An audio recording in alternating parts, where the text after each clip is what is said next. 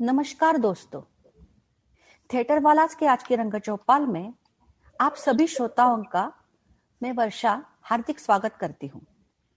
Theatre वालास Dubai में बसे उन कलाकारों की टोली है जो भारत के सरजमी से दूर हिंदुस्तानी कला, साहित्य और रंगमंच से जुनूनी हद तक प्यार करते हैं। विभिन्न भाषाओं में सतत रंगमंच करने के साथ साथ थिएटर वालास ने शुरू की इस मेंसा रंग चौपाल की आज 59वीं कड़ी है। आप लोगों ने जो प्यार दिया है, आशा करते हैं वो प्यार बरकरार रहेगा। दोस्तों, आज की यह रंग चौपाल समर्पित है उर्दू के सुप्रसिद्ध लेखक सादत हसन मंटो के नाम। इस 11 मई को उनकी 112वीं जयंती मनाई गई। सादत हसन मंटो नाम ही पाठकों के मन में कई विचारों और भावनाओं को जगाता है। उर्दू लेखक जिनके कभी समाज के नग्न चित्रण के लिए आलोचना की गई थी और उन्हें बुलाया गया था, आज कई लोगों द्वारा प्यार किया जाता है और उनका जश्न मनाया जाता है। मंटो ने एक बार कहा था कि अगर आप इन कहानियों को सहन नहीं कर सकते तो समाज असहनीय है। मैं कौन होता हूं इस समाज के कपड़े उतारने वाला जो खुद नंगा है। मैं इसे ढकने की कोशिश भी नहीं करता क्योंकि यह मेरा काम नहीं है, ये कपड़े बनाने वालों का काम है।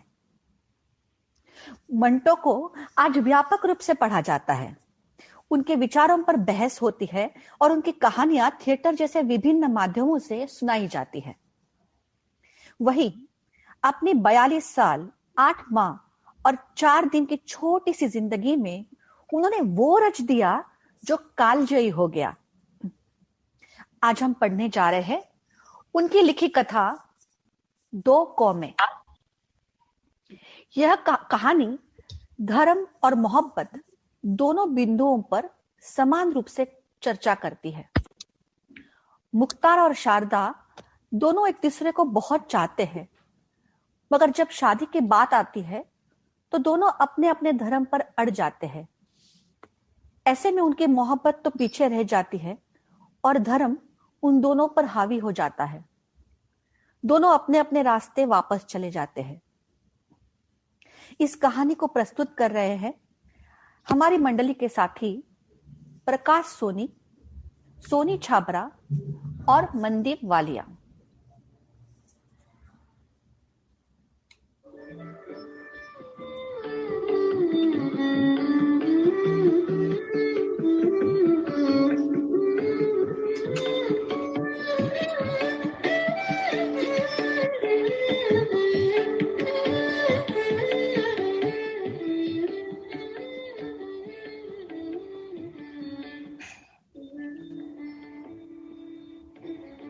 मुख्तार ने शारदा को पहली मर्तबा झिर्रियों में से देखा।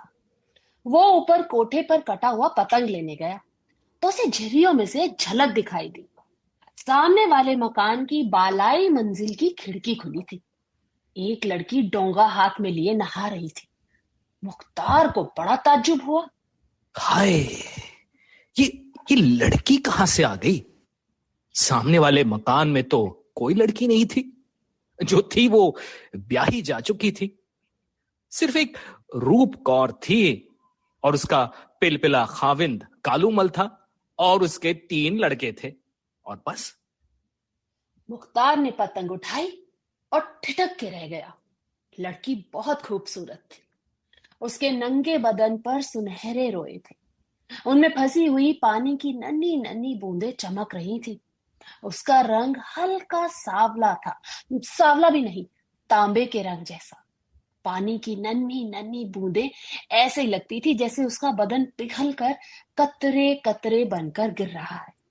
मुख्तार ने झिर्री के सुराखों के साथ अपनी आंखें जमा दी और उस लड़की को जो डोंगा हाथ में लिए नहा रही थी दिलचस्पी और गौर से देखना शुरू कर दिया। उसकी उम्र ज्यादा से ज्यादा 16 बरस की थी। गीले सीने पर उसकी छोटी छोटी गोल छातियां जिन पर पानी के कतरे फिसल रहे थे बड़ी दिलफरेब थी। उसको देखकर मुख्तार के दिलो दिमाग में सफली जज्बात पैदा ना हुए। एक जवान, खूबसूरत और बिल्कुल नंगी लड़की उसकी निगाहों के सामने थी। होना ये चाहिए था कि मुख्तार के अंदर जवानी के एहसास जागते, मगर वो बड़े ठंडे इन्हमाक से उसे देख रहा था, जैसे किसी मुसव्विर की तस्वीर देख रहा है। लड़की के निचले होठ के आखिरी कोने पर बड़ा सा तिल था, बेहद मतीन, बेहद संजीदा, जैसे जैसे वो अपने वजूद से बेखबर है, सिर्फ उसके वजूद से आगाह है। सिर्फ इस हद तक कि उसे वहीं होना चाहिए था जहां की वो था।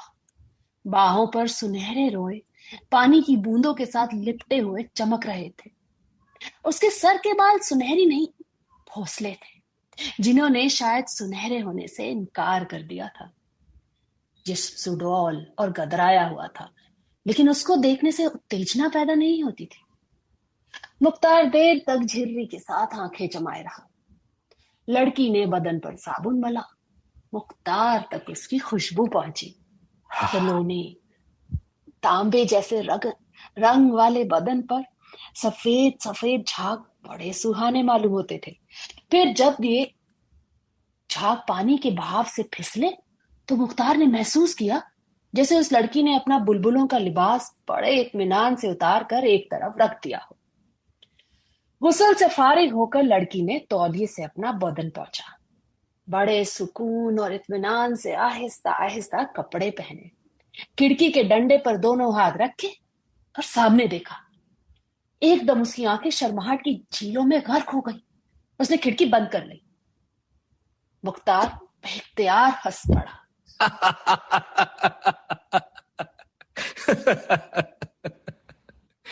लड़की ने फौरन खिड़की के पट खोले और बड़े गुस्से से झिर्री की तरफ देखा। देखिए देखिए, मैं कसूरवार बिल्कुल नहीं हूं। हाँ, आप क्यों खिड़की खोलकर नहा रही थी? लड़की ने कुछ ना कहा, गुस्से भरी निगाहों से झिर्री को देखा और खिड़की बंद कर ली। चौथे दिन रूप कौर आई। उसके साथ यही लड़की थी। मुख्तार की माँ और बहन दोनों सिलाई और क्रोशिये के काम में माहिर थी। गली की लड़कियां अक्सर उनसे ये काम सीखने आया करती थी। रूप कौर भी उस लड़की को इसी गरज से लाई थी, क्योंकि उसको क्रोशिये के काम का बड़ा शौक था। मुख्तार अपने कमरे से निकलकर सहन में आया तो उसने रूप कौर को प्रणाम किया। लड़की पर उसकी निगाह पड़ी तो वह सिमट सी गई। मुख्तार मुस्कुरा कर वहां से चला गया।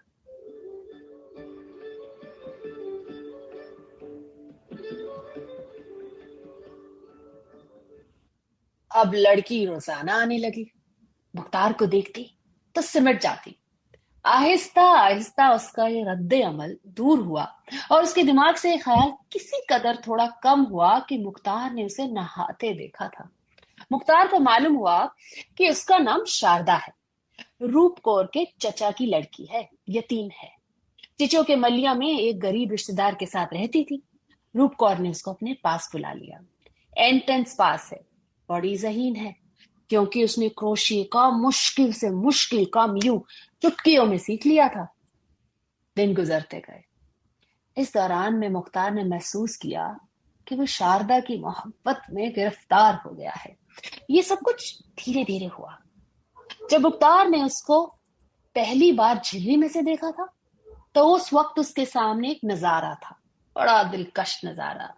लेकिन अब शारदा आहिस्ता आहिस्ता उसके दिल में बैठ गई थी। मुख्तार ने कई दफा सोचा कि ये मोहब्बत का मामला बिल्कुल गलत है, इसलिए कि शारदा हिंदू है। मुसलमान कैसे एक हिंदू लड़की से मोहब्बत करने की जुर्रत कर सकता है? मुख्तार ने अपने आप को बहुत समझाया, लेकिन वो अपने मोहब्बत के जज्बे को मिटा ना सका। शारदा भी अब उससे बातें करने लगी थी, मगर खुल के नहीं। उसके दिमाग में मुख्तार को देखते ही एहसास बेदार हो जाता कि वो नंगी नहा रही थी और मुख्तार झिर्री में से उसे देख रहा था।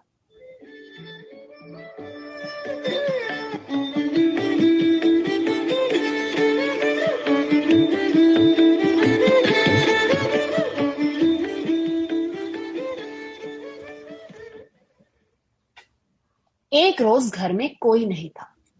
मुख्तार की माँ और बहन दोनों किसी अजीज के 40वें पर गई हुई थी। शारदा हस्बे मामूल अपना थैला उठाए सुबह 10 बजे आई। मुख्तार सहन में चारपाई पर लेटा अखबार पढ़ रहा था। शारदा ने उससे पूछा, बहन जी कहाँ हैं? जी वो कहीं बाहर गई हैं। और माता जी? वो भी उन्हीं के साथ गई हैं। अच्छा ठीक है। देखिए, रुकिए ना, ठहरो शारदा। जी? बैठ जाओ, वो लोग अभी आ जाएंगे। जी नहीं, मैं जाती हूँ। मुख्तार ने बड़ी जुर्रत से काम लिया, आगे बढ़ा, उसकी एक कलाई पकड़ी और अपनी ओर खींच कर उसके होठों को चूम लिया। ये सब कुछ इतनी जल्दी हुआ कि मुख्तार और शारदा दोनों को एक लहजे के लिए बिल्कुल पता ही नहीं चला कि क्या हुआ है। इसके बाद दोनों लरसने लगे। मुख्तार ने सिर्फ इतना कहा, मुझे मुझे माफ कर देना। शारदा बिल्कुल खामोश खड़ी रही। उसके तांबे जैसा रंग सुर्ख पड़ गया था, होठों पर कपकहाहट थी, जैसे वो छेड़े जाने पर शिकायत कर रहे हों। मुख्तार अपनी हरकत और उसके नताइज भूल गया और उसने एक बार फिर शारदा को अपनी तरफ खींचा और सीने के साथ खींच लिया।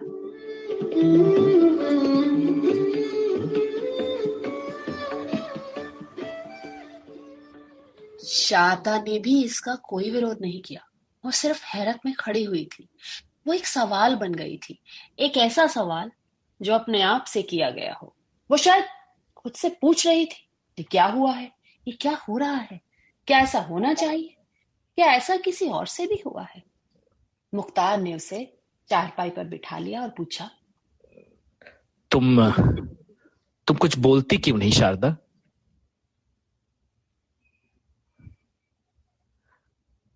बोलो ना, बोलो शारदा।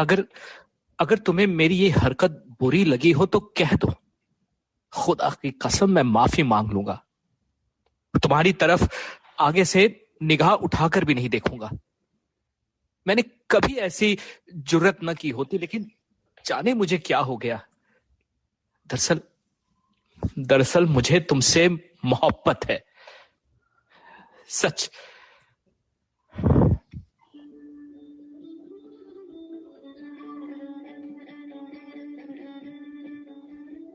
शारदा के होंठ हिले, जैसे उन्होंने लफ्ज मोहब्बत अदा करने की कोशिश की है।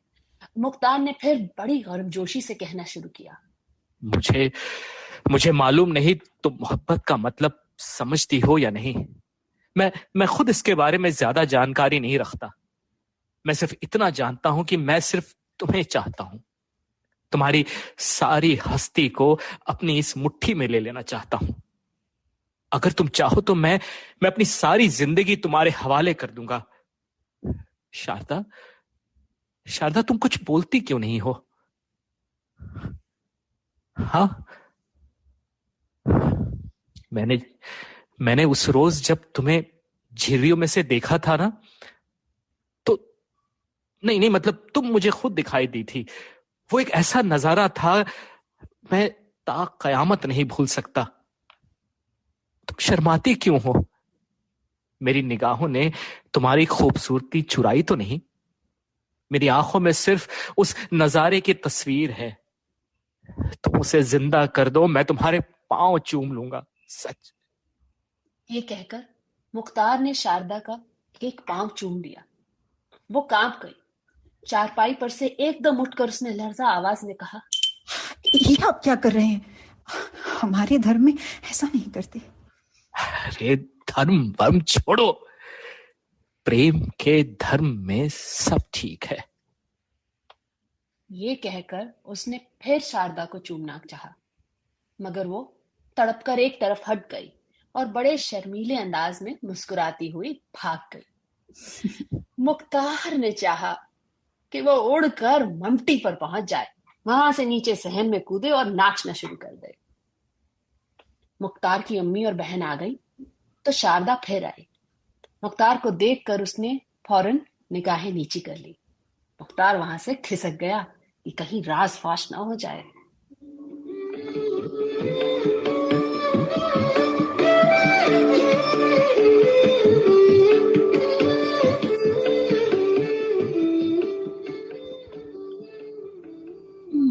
रोज ऊपर कोठे पर चढ़ा। झिर्री में से झांका तो देखा कि शारदा खिड़की के पास खड़ी बालों में कंघी कर रही है। मुख्तार ने उसे आवाज दी, शारदा, शारदा।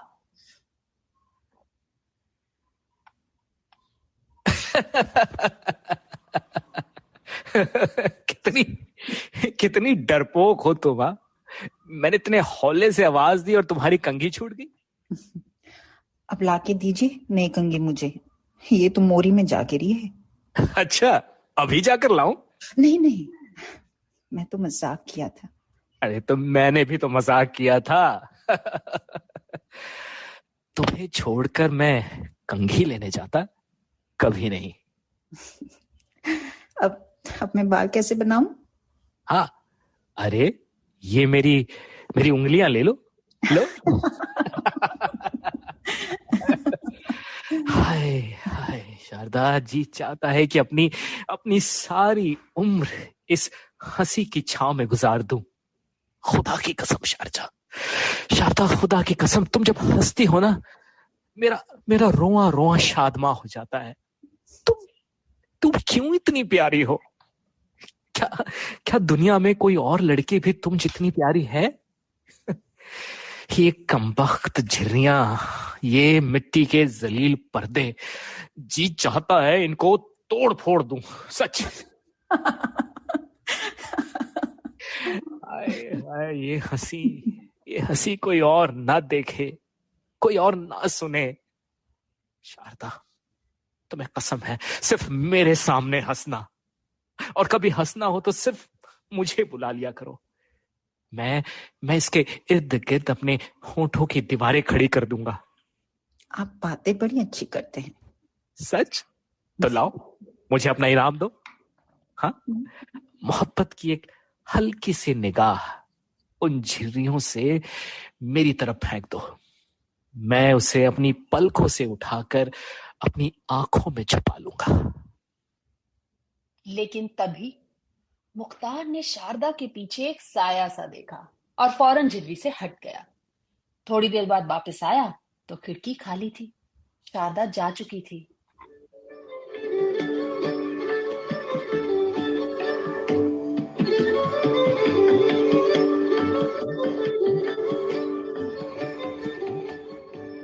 आहिस्ता आहिस्ता मुख्तार और शारदा दोनों शीरो शक्कर हो गए। तन्हाई का मौका मिलता तो देर तक प्यार मोहब्बत की बातें करते रहते। एक दिन रूप कौर और उसका खाविंद लाला कालूमल कहीं बाहर गए हुए थे। मुख्तार गली में से गुजर रहा था कि उसको एक कंकर लगा। उसने ऊपर देखा, शारदा थी। उसे शारदा ने हाथ के इशारे से ऊपर बुलाया। मुख्तार उसके पास पहुंच गया। कोई नहीं था वहां पर। खूब घुल मिलकर बातें हुई। उस रोज मुझसे गुस्ताखी हुई थी शारदा, और हाँ, मैंने माफी मांग ली थी। लेकिन आज फिर वो गुस्ताखी करने का इरादा रखता हूं, लेकिन माफी नहीं मांगूंगा। मुख्तार ने अपने होंठ शारदा के कपकपाते हुए होठों पर रख दिए। शारदा ने शर्मीली शरारत से कहा, आप माफी मांगिए। जी नहीं, अब ये होंठ आपके है ही नहीं, ये मेरे हैं। क्या मैं झूठ कहता हूं? नहीं, ये होठ क्या, मैं भी आपकी हूं। लेकिन शारदा देखो, हम इस वक्त एक ज्वालामुखी पहाड़ पर खड़े हैं। तुम सोच लो, समझ लो, मैं तुम्हें यकीन दिलाता हूं, खुदा की कसम खा के कहता हूं कि तुम्हारे सिवा मेरी जिंदगी में और कोई औरत नहीं, और ना ही आएगी। मैं कसम खाता हूं कि जिंदगी भर मैं तुम्हारा रहूंगा। मेरी मोहब्बत साबित कदम रहेगी। लेकिन क्या तुम भी इसका अहद करती हो? मेरा प्यार सच्चा है, सच। जिंदा रहो सिर्फ मेरे लिए, मेरी मोहब्बत के लिए। खुदा की कसम शारदा, अगर तुम्हारा प्यार मुझे न मिलता तो मैं यकीनन खुदकुशी कर लेता। तुम मेरे आगोश में हो तो मुझे ऐसा महसूस होता है कि सारी दुनिया की खुशियों से मेरी झोली भरी हुई है।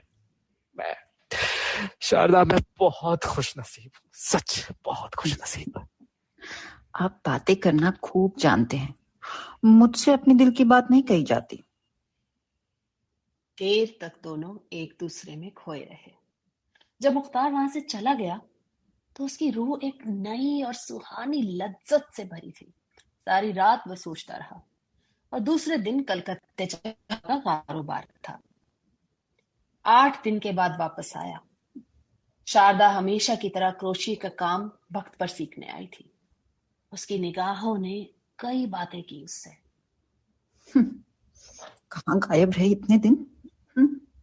मुझसे मुझसे कुछ ना कहा और कलकत्ते चले गए। बहुत नाराज हूं मैं तुमसे।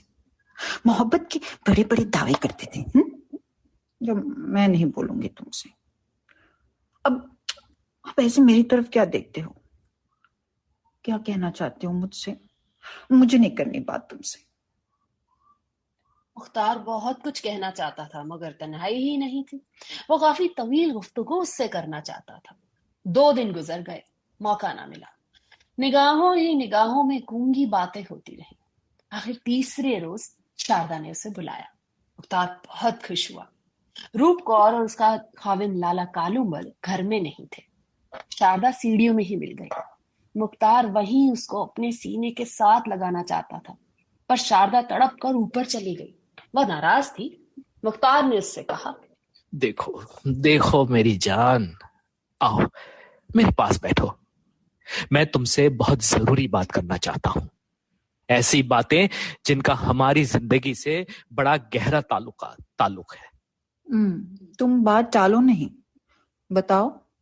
मुझे बगैर बताए कलकत्ते क्यों गए? सच में मैं बहुत रोई। अरे उस रोज मैं जब तुमसे मिलकर वापस गया तो सारी रात सोचता रहा। जो कुछ उस रोज हुआ उसके बाद ये सोच विचार लाजिमी था। उस दिन हमारी हैसियत मियां बीवी की थी शारदा। मैंने गलती की। तुमने तुमने कुछ न सोचा। हमने एक ही जस्त में कई मंजिलें तय कर ली और ये गौर ही न किया कि हमें जाना किस तरफ है। तुम समझ रही हो ना शारदा? जी, समझ रही हूँ। मैं कलकत्ते इसीलिए गया था कि अब्बा जी से मशवरा करूं। और जानती हो, तुम्हें सुनकर खुशी होगी कि मैंने उनको राजी कर लिया है। मेरे दिल का सारा बोझ हल्का हो गया है। मैं अब तुमसे शादी कर सकता हूं। शादी? हाँ, शादी। और इसके अलावा और हो ही क्या सकता है? मुझे मालूम है तुम्हारे घर वाले बड़ा हंगामा मचाएंगे, लेकिन मैंने इसका इंतजाम कर लिया है।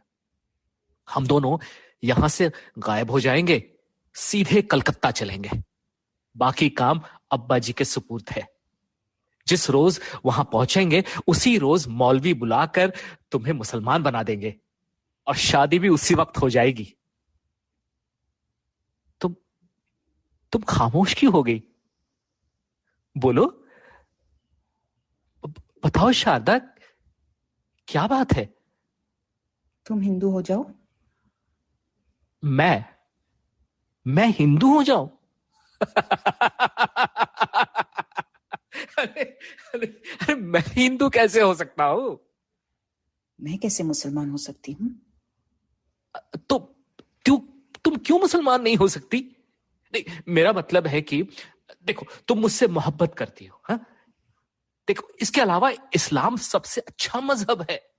हिंदू मजहब भी कोई मजहब है? गाय का पेशाब पीते हैं, बुत पूजते हैं।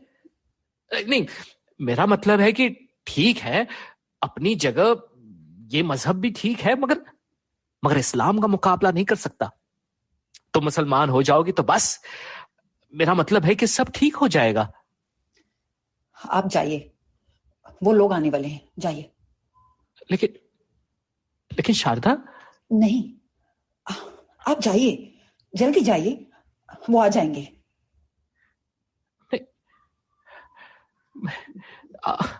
हम दोनों एक दूसरे से मोहब्बत करते हैं शारदा। तुम शायद नाराज हो गई? हाँ, जाओ, चले जाओ। हमारा हिंदू मजहब बहुत बुरा है, तुम मुसलमान बहुत अच्छे हो। शारदा के लहजे में नफरत थी। वह दूसरे कमरे में चली गई और दरवाजा बंद कर लिया। और मुख्तार अपना इस्लाम सीने में दबाए वहां से चला गया।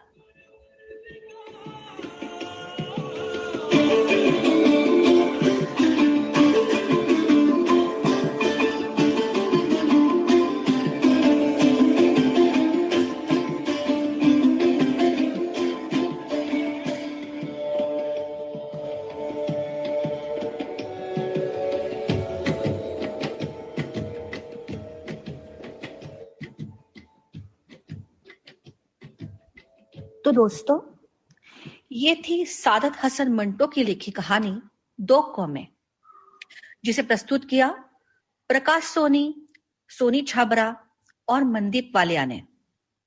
आशा करती हूं आपको हमारी ये प्रस्तुति पसंद आई होगी। कृपया अपनी प्रतिक्रिया और सुझाव चैट बॉक्स में दिए लिंक पर हमसे जरूर साझा करें।